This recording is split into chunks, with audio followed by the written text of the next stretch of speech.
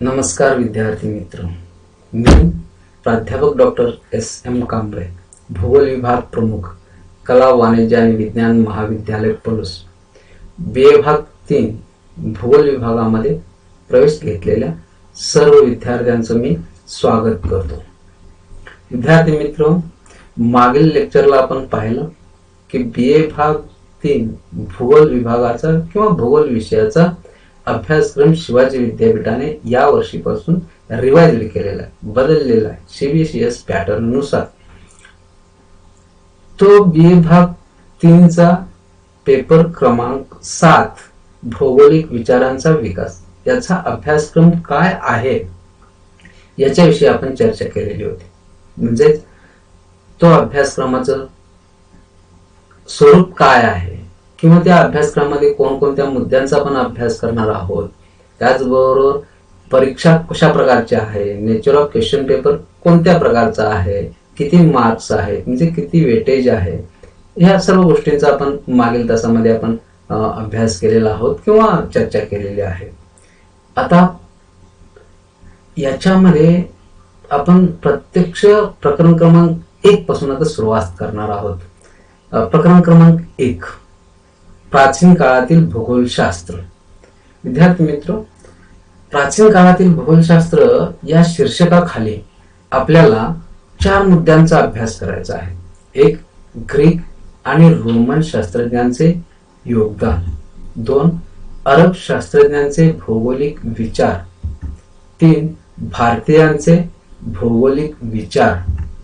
आणि 4, शोधयात्रा व भूगोलाचा विकास. प्राचीन काळातील भूगोलशास्त्र. प्राचीन काळातील भूगोलशास्त्र या शीर्षकाखाली आपण जे 4 मुद्द्यांचा अभ्यास करणार आहोत त्याच्यामध्ये काय आहे की जगामध्ये जे वेगवेगळे प्रदेश आहेत की अत्यंत महत्वाचे प्रदेश आहेत, ग्रीक, रोमन, अरबस्तान, भारत, म्हणजे हे महत्वाचे प्रदेश आहेत की ज्या प्रदेशामध्ये भूगोलाच्या विकासाला चालना मिळाली, की ज्याच्यामुळे भूगोलाचा विकास आज आपण झालेला पाहतो आहोत.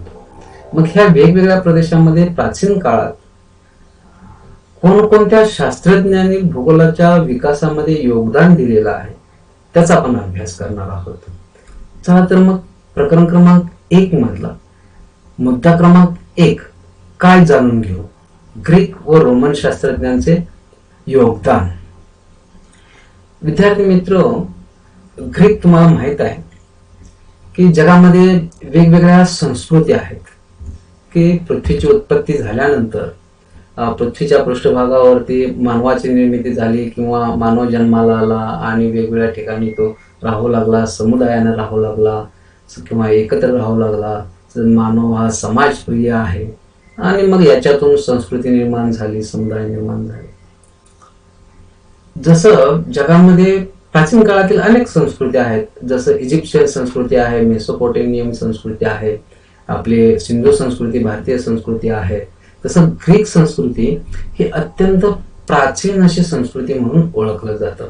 अत्यंत प्राचीन संस्कृती आणि अत्यंत विकसित असलेली संस्कृती म्हणून ओळखलं जातं की या ग्रीक संस्कृतीचा कालखंड जो आहे तो इसवी सन पूर्व 600 ते 300 वर्षाचा कालखंड आहे. म्हणजे पहा किती वर्षापूर्वीचा आहे. म्हणजे इसवी सन पूर्व 600 ते 300 म्हणजे जवळपास 300 वर्षाचा कालखंड. या कालखंडामध्ये ग्रीक संस्कृती पृथ्वीच्या पृष्ठभागावरती ग्रीक भूमध्य समुद्राच्या सभोवताली अस्तित्वात आली आणि विकसित झाली.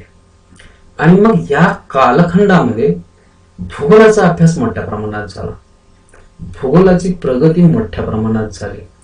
हा या कालखंडामध्ये, ग्रीक कालखंडामध्ये म्हणा किंवा ग्रीक संस्कृतीमध्ये म्हणा, की भूगोलाच्या अभ्यासाला चालना मिळाली, भूगोलाचा अभ्यास मोठ्या प्रमाणात झाला, त्यामुळे भूगोलाची प्रगती झाली. म्हणून भूगोलाच्या दृष्टीनं ग्रीक संस्कृतीचा जो कालखंड आहे या कालखंडाला गोल्डन पिरियड म्हणून ओळखलं जातं, सुवर्ण काळ म्हणून ओळखला जातो. विद्यार्थी मित्र, तुमच्या मनामध्ये शंका नक्कीच निर्माण झालेली असेल की हा सुवर्ण काळ का किंवा या ठिकाणी याच कालखंडामध्ये भूगोलाची प्रगती का झाली. ग्रीक संस्कृतीमध्ये भूगोलाची प्रगती का झाली याची कारण जर आपण पाहायला गेलो तर त्याची असंख्य कारण आपल्याला सांगता येतील.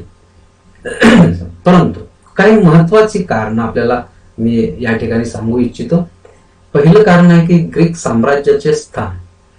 विद्यार्थी मित्र, नकाशामध्ये तुम्हाला एक बारीक गोल दिसतोय, त्याच्या सभोवताली सर्कल दिसतंय आणि ते सर्कल विस्तृतपणे मी आता या ठिकाणी खाली दाखवतोय. हे ग्रीकचं स्थान आहे. तुमच्या लक्षात बरोबर आलं असेल की ग्रीक जगाच्या नकाशावरती साधारणपणे मध्यभागी सेंटरला असलेलं पाहावयास मिळतं, की ज्या ठिकाणी भूमध्य समुद्र आहे. म्हणजे भूमध्य समुद्राच्या ठिकाणी, भूमध्य समुद्राच्या जवळ हे ग्रीक देशाचं स्थान होतं. हे ग्रीक देश अत्यंत लहान जरी असला तरी सुद्धा त्या काळामध्ये ग्रीकांचं साम्राज्य हे भूमध्य समुद्रापर्यंत दूरवर पसरलेलं होतं. फार मोठ्या प्रमाणात त्यांचा विस्तार झालेला होता ग्रीकांचं साम्राज्य. आता या स्थानाचा आणि भूगोलाचा संबंध काय असं तुमच्या लक्षात येईल. विद्यार्थी मित्र, आपण ज्या ठिकाणी राहतो, आपण ज्या ठिकाणी वावरतो, तेथील पर्यावरणाचा परिणाम आपल्यावरती होतो, आपल्या विचारावरती होतो, आहारावरती होतो, विहारावरती होतो. ग्रीकांच्या बाबतीत तेच झालं.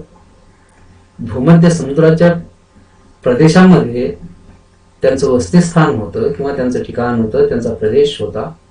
त्या ठिकाणची भौगोलिक परिस्थिती इतर प्रदेशापेक्षा पूर्णपणे भिन्न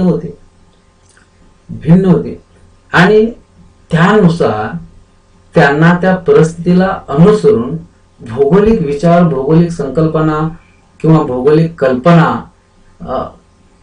त्यांना सुचल्या किंवा त्यांना एक थोडस प्रोत्साहन मिळालं किंवा त्यांना भूगोलाचा अभ्यास करण्यासाठी एक अनुकूल परिस्थिती निर्माण झाली की स्थान, प्रदेश, त्या ठिकाणचं पर्यावरण. दुसरं महत्वाचं कारण की ग्रीक लोक हे धाडसी होते, प्रवासी होते. विद्यार्थी मित्र, आज आपण पाहतो की क्षणार्धामध्ये आपण एका ठिकाणाहून दुसऱ्या ठिकाणी सहज प्रवास करतो, कारण प्रवासाची असंख्य साधनं आज आपल्याकडे उपलब्ध आहेत. प्राचीन काळामध्ये विचार करा, 600 ते 300 वर्षापूर्वी वाहतुकीच्या साधनामध्ये, दळणवळण साधनामध्ये कोणत्याही प्रकारची प्रगती झालेली नव्हती. विज्ञान, तंत्रज्ञान अविकसित अवस्थेमध्ये होतं. अशा काळामध्ये एका ठिकाणाहून दुसऱ्या ठिकाणी प्रवास करणं एवढं सोपी गोष्ट नव्हती. तरी सुद्धा ग्रीकांनी एका ठिकाणाहून दुसऱ्या ठिकाणी प्रवास करण्यास फार मोठं धाडस केलं. कारण प्रवासासाठी कोणतंही साधन नसताना, कोणताही मार्ग उपलब्ध नसताना त्यांनी जे एका ठिकाणाहून दुसऱ्या ठिकाणी प्रवास केले ते अगदी अविस्मरणीय आहेत किंवा वैशिष्ट्यपूर्ण आहेत. विशेषतः ग्रीकच्या सभोवताली किंवा ग्रीकच्या जवळ भूमध्य समुद्राचा भाग आहे, जलाशयाचा भाग आहे. त्यांनी स्वतः तयार केलेल्या होडीतून एका ठिकाणाहून दुसऱ्या ठिकाणी प्रवास केले. ही होड एका ठिकाणाहून दुसऱ्या ठिकाणी प्रवास करत असताना पुढील ठिकाणी आपण किती वेळामध्ये पोहोचू किंवा किती वेळ लागेल, कोणत्या प्रदेशामध्ये पोहोचू हे सुरुवातीला काहीही नाही. वाऱ्याच्या दिशेवरती जिकडं बोट जाईल तिकडं ते प्रवास करत करत करत होते. आणि या प्रवासातून काय झालं की नवीन भूप्रदेशाची त्यांना माहिती मिळाली, नवीन भूप्रदेशाची माहिती मिळाली. त्यांच्या असं लक्षात आलं की अरे, हे आपल्या प्रदेशापेक्षा हा प्रदेश पूर्णपणे भिन्न आहे, पूर्णपणे वेगळा आहे. म्हणजे एका प्रदेशातील नैसर्गिक परिस्थिती दुसऱ्या प्रदेशामध्ये असेलच असं नाही, आणि ती नव्हती. पण हे वेगळेपण जे आहे, हे वेगळेपण मात्र ग्रीकांच्या लक्षामध्ये आलं की अरे, हे वेगळेपण काहीतरी विशेष आहे, याच्यामध्ये काहीतरी भौगोलिक कारणं असावीत किंवा शास्त्रीय काहीतरी कारणं असावीत, त्याशिवाय हे वेगळेपण निर्माण होणार नाही. म्हणून जसजसं नवनवीन भूप्रदेश त्यांच्या नजरेसमोर येतील तसतसं ते वेगळेपण जाणून घेण्याची कुतूहलता त्यांच्या मनामध्ये निर्माण झाली. तिसरा आहे बंदरांचा विकास. प्रवास करायचा असेल, पर्यटन करायचं असेल तर सभोवताली काय महासागर आहे, आणि मग या महासागरावरती त्यांनी बंदरांची निर्मिती केली की ज्यामुळं प्रवास करण्यासाठी किंवा एका ठिकाणाहून दुसऱ्या ठिकाणी जाण्यासाठी सुलभता येईल. हे एक अत्यंत महत्वाचं कारण आहे की ज्याच्यामुळं प्रवासाला सुद्धा चालना मिळाली, पर्यटनाला सुद्धा चालना मिळाली. नुसतं प्रवास आणि पर्यटनावरती ग्रीक लोक थांबले नाही, तर ग्रीक लोक हे काय की व्यापार करू लागले.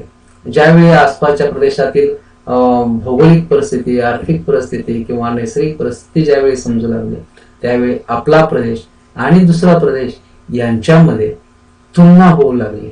आणि मग या तुलनेतून कोणत्या गोष्टीची उपलब्धता आपल्याकडे आहे, कोणत्या गोष्टीची उपलब्धता आपल्याकडे नाही, इतरांच्याकडे काय आहे, इतरांच्याकडे काय नाही, याच्यातून देवाणघेवाणीतून एक व्यापाराला चालना मिळाली.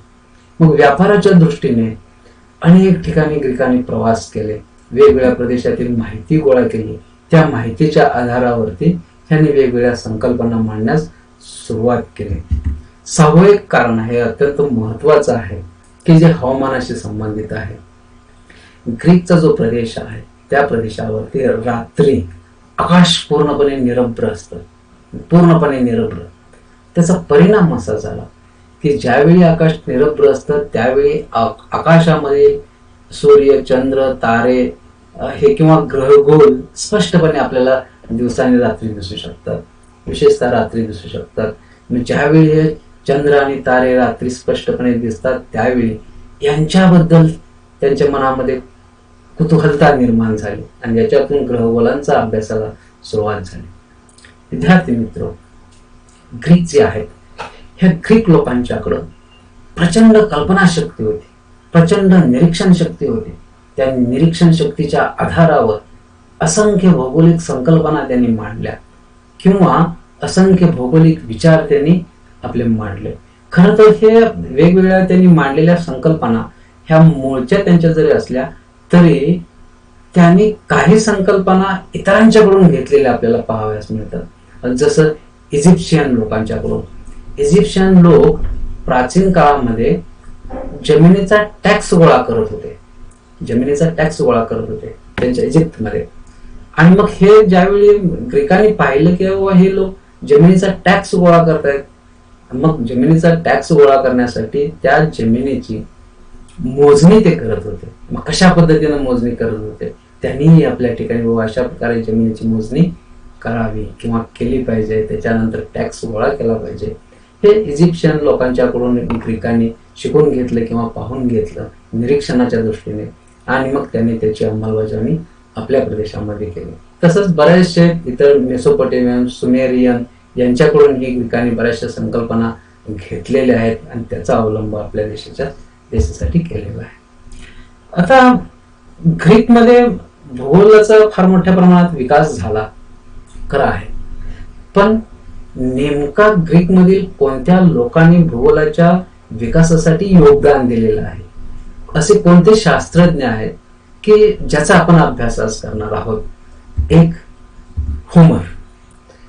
होमर हे ग्रीक आहे, त्याचाही आपण अभ्यास करणार आहोत.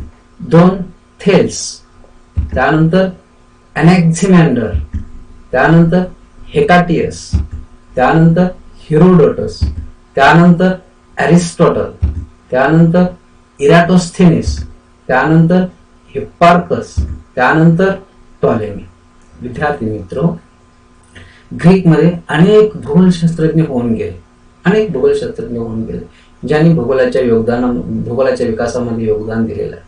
परंतु या ठिकाणी आपल्याला अभ्यासक्रमामध्ये एक मोजकेच, अत्यंत बोटावरती मोजण्यासारखेच की जे भूगोलशास्त्रज्ञ आहेत, भूगोलाच्या विकासामध्ये त्यांनी वेगवेगळ्या संकल्पना मांडलेल्या आहेत, त्या शास्त्रज्ञांचा आपण अभ्यास करणार आहोत.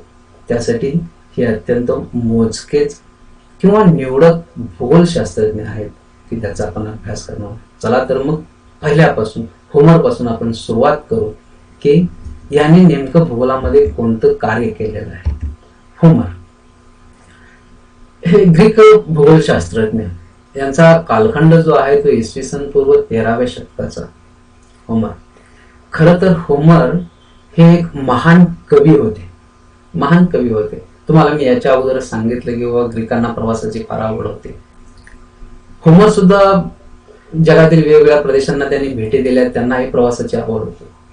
आणि ह्या आवडीतून त्यांना ज्या काही प्रतिभाशक्ती त्यांच्याकडे होती त्या प्रतिभाशक्तीच्या आधारावरती त्यांनी असंख्य कविता लिहिल्या किंवा कविता करत होते, परंतु परंतु त्यांच्या कवितांमध्ये ऐतिहासिक घटना आणि स्थळांचे वर्णन असत होते. विद्यार्थी मित्र पहा, भूगोल हा स्थळाशी आणि काळाशी अत्यंत महत्वाचा विषय म्हणून ओळखला जातो, की ज्या विषयामध्ये स्थळ आणि काळ हे महत्वाचे मानले जातात. या होमरने ज्या ज्या प्रदेशामध्ये ऐतिहासिक घटना घडलेल्या आहेत त्या प्रदेशातील त्या घटनांचे वर्णन, त्याचबरोबर तेथील त्या प्रदेशाचंही वर्णन आपल्या कवितांमध्ये करून ठेवलेलं आहे. त्यांचे 2 काव्यसंग्रह प्रकाशित झालेले आहेत. त्यातला पहिला काव्यसंग्रह आहे ओडिसी आणि दुसरा आहे इलियाड. जर हे 2 काव्यसंग्रह, हे दोन्ही शब्द जर तुम्ही ऐकले तर ते आपल्याला समजतात की हे मराठी, हिंदी, इंग्रजी भाषेतील नाही, तर ते मूळ ग्रीक भाषेतील आहेत. ग्रीक भाषेमध्ये त्यांनी लिहिलेले आहेत ओडिसी आणि इलियाड. याच्यामध्ये त्यांनी काय वर्णन केलेलं आहे किंवा कोणती माहिती त्याच्यामध्ये त्यांनी वर्णन केलेली आहे महाकाव्यामध्ये, तर ओडिसी आणि इलियाड या दोन्ही महाकाव्यांमध्ये साधारणपणे विश्वाच्या उत्पत्ती संदर्भात, त्याचबरोबर नक्षत्रांच्या अभ्यासासंदर्भात अनेक वर्णन त्यांनी करून ठेवलेले आहे. याच्याशिवाय आकाश, पृथ्वी, तारे म्हणजे या सर्वांचं वर्णन, इत्यंभूत वर्णन त्यांनी या 2 ग्रंथामध्ये कवितेच्या माध्यमातून लिहून ठेवलेलं आहे. पृथ्वीच्या बाबतीत त्यांचं असं मत आहे की पृथ्वी गोल आहे, सपाट आहे आणि ती पाण्याने वेढलेली आहे. विद्यार्थी मित्र, आज विज्ञान आणि तंत्रज्ञानामध्ये फार मोठ्या प्रमाणात प्रगती झालेली आहे. आज आपण पृथ्वी गोल आहे की सपाट आहे हे प्रत्यक्ष डोळ्यांनी पाहू शकतो, उपग्रह प्रतिमेच्या आधारे, छायाचित्रांच्या आधारे. परंतु इसवी सन पूर्व 13व्या शतकामध्ये अशा कोणत्याही प्रकारचं तंत्रज्ञान विकसित झालेलं नव्हतं की ज्यामुळं पृथ्वीचे दुरून छायाचित्र घेतली जातील आणि त्याच्यावरून आपल्याला पृथ्वीचा आकार समजेल, पृथ्वीचं स्वरूप समजेल. पण एक निरीक्षण शक्तीच्या आधारावर, कल्पनाशक्तीच्या आधारावरती होमर यांनी असं स्पष्ट केलं की पृथ्वी गोल आहे, सपाट आहे आणि ती पाण्यानेही वेढलेली आहे. हे एवढं भाकीत करणं, एवढं स्पष्ट करणं, त्याला फार मोठा विचार करावा लागतो, फार मोठं निरीक्षण करावं लागतं, कल्पनाशक्ती अस्तित्वात असते, ती होमर यांच्याकडे होते. होमर यांचं दुसरं अत्यंत महत्वाचं एक कार्य आहे की जे वाऱ्यांच्या दिशेबाबत आहे किंवा वाऱ्यांच्या निर्मितीबाबत आहे. त्यांचं असं लक्षात आलं की वारे वेगवेगळ्या प्रदेशामध्ये वेगवेगळ्या दिशांनी वाहत आहेत. वेगवेगळ्या म्हणजे वाऱ्याची दिशा प्रत्येक प्रदेशामध्ये एकसारखी नाही. प्रदेश बदलला की वारेही बदलतात, वाऱ्यांची दिशाही बदलते. बऱ्याच वेळा एकाच प्रदेशामध्ये वेगवेगळ्या वेळी वाऱ्यांची दिशा बदलते. म्हणून त्यांनी एक प्रकारचं वाऱ्यांच्या दिशेच्या संदर्भात आपलं मत व्यक्त केलेलं आहे. काय व्यक्त केलेलं आहे तर जे वारे उत्तरेकडून वाहतात त्या वाऱ्यांना त्यांनी बोरियास असं म्हटलेलं आहे. त्यानंतर जे वारे पूर्वेकडून वाहतात त्या वाऱ्यांना त्यांनी युरस असं म्हटलेलं आहे. जे वारे दक्षिणेकडून वाहतात त्या वाऱ्यांना नोटस असं म्हटलेलं आहे आणि जे वारे पश्चिमेकडून वाहतात त्यांना झेप्रेस असं म्हटलेलं आहे. विद्यार्थी मित्र, होमर यांचं भूगोलातील कार्य हे अत्यंत महत्वाचं असून त्यांनी पृथ्वी संदर्भात, विश्वाच्या संदर्भात किंवा अवकाशीय ग्रहगोळांच्या संदर्भात, वाऱ्यांच्या संदर्भात ज्या काही संकल्पना मांडल्या, जे विचार मांडले, ते खरं तर भूगोलाच्या अभ्यासामध्ये अत्यंत महत्वाचे आहे. याच्यावरतीच आधारित नंतरच्या भूगोलशास्त्रज्ञांनी याला विस्तृतपणे आपले थोडेसे विचार मांडलेले आपल्याला पाहावयास मिळतात. त्यानंतर आपण बघू थेल्स हे सुद्धा ग्रीक भूगोल तत्वज्ञ. त्यांचा कालखंड आहे इसवी सन पूर्व 7वे शतक. म्हणजे होमर यांच्या बऱ्याच कालखंडानंतरचा यांचा कालावधी आहे. थेल्स हे खरं तर व्यापारी होते. जसं होमर हे महान कवी होते तसे हे व्यापारी होते थेल्स. आणि मग व्यापाराच्या उद्देशाने हे एका ठिकाणाहून दुसऱ्या ठिकाणी मोठ्या प्रमाणात प्रवास करत होते किंवा जगातील वेगवेगळ्या ठिकाणांना त्यांनी भेटी दिल्या होत्या. ज्यावेळी थेल्स यांनी एका ठिकाणाहून दुसऱ्या ठिकाणी भेटी दिल्या त्यावेळी त्यांच्याही लक्षात आलं की अरे, आपल्या परिसरापेक्षा, आपल्या प्रदेशापेक्षा हा प्रदेश पूर्णपणे भिन्न आहे, वेगळा आहे, किंवा येथील नैसर्गिक घटक, येथील सामाजिक घटक किंवा येथील मानवनिर्मित घटक पूर्णपणे भिन्न भिन्न आहेत. म्हणजे हे वेगळेपण का, हे वेगळेपण का, हे त्यांच्या लक्षात आलं. लक्षात आल्यानंतर मग त्यांना की हे जाणून घेण्याची कुतूहलता निर्माण झाली आणि मग त्यांना भूगोलाच्या अभ्यासामध्ये गोडी निर्माण झाली. भूगोलाच्या अभ्यासामध्ये नुसती गोडी निर्माण झाली नाही, तर त्यांनी आपल्या निरीक्षणाच्या आधारे, त्यांनी आपल्या कल्पनाशक्तीच्या आधारे वेगवेगळ्या प्रकारचे सिद्धांत मांडले की जे सिद्धांत गणितशास्त्रामध्ये, भूमितीशास्त्रामध्ये अत्यंत महत्वाचे मानलेले आपल्याला पाहावयास मिळतात. म्हणजे थेल्स यांचं कार्य गणितशास्त्रामध्ये आणि भूमितीशास्त्रामध्ये महत्वाचं आहे. काय आहे महत्वाचं ते आपण जाणून घेऊ. एक वर्तुळ, वर्तुळास दोन समान भागामध्ये विभागणाऱ्या रेषेच्या लांबी एवढा त्या वर्तुळाचा व्यास असतो. विद्यार्थी मित्र पहा, वर्तुळाचा व्यास हा ज्यावेळी वर्तुळाचे दोन समान भाग ज्या रेषेने केलेले असतात त्या रेषेची जेवढी लांबी असते तेवढीच त्या वर्तुळाचा डायमीटर असतो, तेवढाच त्या वर्तुळाचा व्यास असतो. हे सर्वप्रथम थेल्स यांनी सांगितलं. त्यानंतर त्रिकोण, त्रिकोणाच्या बाबतीत काय सांगितलं, त्रिकोणाचे वेगवेगळे प्रकार असतात, आपल्याला माहित आहेत.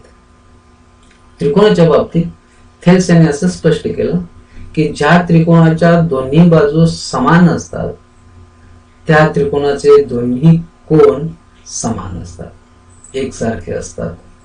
विद्यार्थी मित्र, याच्यावरती आधारित असंख्य भूमितांमध्ये त्रिकोणामध्ये सिद्धांत निर्माण झाले किंवा कल्पना निर्माण झाल्या. पण त्रिकोणाच्या बाबतीत, वर्तुळाच्या बाबतीत थेल्स यांनी इसवी सन पूर्व 7व्या शतकामध्ये आपले विचार मांडलेले होते. त्यानंतर त्यांनी एक सर्वसाधारण भूमितीच्या संदर्भात एक आपले विचार मांडले की दोन समांतर रेषांना छेदणाऱ्या रेषेमुळे निर्माण होणारे कोन हे समान असतात किंवा एकसारखे असतात. पहा, दोन समांतर रेषांना ज्यावेळी एखाद्या तिरकस रेषेने जर त्या दोन समांतर रेषांना छेदलं तर एकूण 4 कोन निर्माण होतात. वरच्या रेषेत 4 आणि खालच्या रेषेत 4. हे चारही कोन दुसऱ्या चारही कोणाला समांतर असतात किंवा एकसारखे असतात, समान असतात. हे थेल्स यांनी 7व्या शतकामध्ये आपल्याला सांगितलं. त्यानंतर अर्धवर्तुळ, अर्धवर्तुळामधील कोन हा काटकोन असतो. विद्यार्थी मित्र पहा, अर्धवर्तुळामध्ये असणारा तयार झालेला जो कोन आहे तो कोन कितीही आकाराचा असू दे, कुठल्याही आकाराचा असू दे, पण अर्धवर्तुळाकारामध्ये जर तो तयार झालेला असेल तर तो 90 अंशाचाच असतो. हे थेल्स यांनी स्पष्ट केलेलं आहे. पृथ्वीच्या बाबतीत पृथ्वीचं त्यांनी मोजमाप केलं. म्हणजे थेल्स हा व्यापारी होता, पण भूगोलाच्या अभ्यासाकडे वळला आणि गणितामध्ये, भूमितीमध्ये त्यांनी महत्वाच्या संकल्पना मांडल्या, आपले विचार मांडले. 2 ठिकाणावरील अंतर मोजण्याचा त्यांनी प्रयत्न केला. म्हणजे पृथ्वीची जी काही मोजमाप आहेत, लांबी रुंदीची असतील किंवा 2 ठिकाणामधील अंतराचं असेल, हे मोजण्याचा यांनी प्रयत्न केला. आणि मग त्यांच्या असं लक्षात आलं की अरे, पृथ्वी त्रिकोणी चौकोनी नाही, पृथ्वी ही तबकडी सारखी आहे आणि ती पाण्याने वेढलेली आहे. हेही स्पष्ट थेल्स यांनी केलं. होमर यांनी हे स्पष्ट केलेलं होतं की पृथ्वी गोल आहे. थेल्स यांनी गोल म्हटलेलं नाही, पृथ्वी तबकडी सारखी आहे. ते ज्यावेळी पृथ्वीचं मोजमाप करण्यासाठी विचार करू लागले, प्रयत्न करू लागले, त्यावेळी त्यांच्या असं लक्षात आलं की पृथ्वी ही तबकडी सारखी आहे आणि ती पाण्याने वेढलेली आहे. विद्यार्थी मित्र पहा, ग्रीक शास्त्रज्ञ थेल्स यांनी भूगोलामध्ये मांडलेले विचार किती महत्वाचे आहेत. हे 7व्या शतकामध्ये जे विचार मांडले ते नंतरच्या काळातील शास्त्रज्ञांना उपयुक्त ठरले आणि त्या शास्त्रज्ञांनी यांच्या अभ्यासावरती आधारे, यांच्या कल्पनेवरती आधारे वेगवेगळ्या प्रकारचे सिद्धांत मांडले. आज आपण वेगवेगळी विज्ञान शाखा विकसित झालेली पाहतो. खरं तर त्यांची सुरुवात ही ग्रीकांच्या पासून झालेली आपल्याला पाहावयास मिळते, किंवा ग्रीक लोकांच्या विचारामध्ये आपल्याला झालेली पाहावयास मिळते. अशा प्रकारे या ठिकाणी आज आपण ग्रीक शास्त्रज्ञ, ग्रीक तत्ववेत्ते दोन अभ्यासलेले आहोत. एक होमर आणि दुसरे थेल्स. हे दोन्ही शास्त्रज्ञ भूगोलाच्या दृष्टीने अत्यंत महत्वाचे आहेत. थँक्यू विद्यार्थी मित्र, थँक्यू. आज या ठिकाणी आपण थांबूया. याच्या पुढील भाग पुढच्या लेक्चरला आपण पाहू.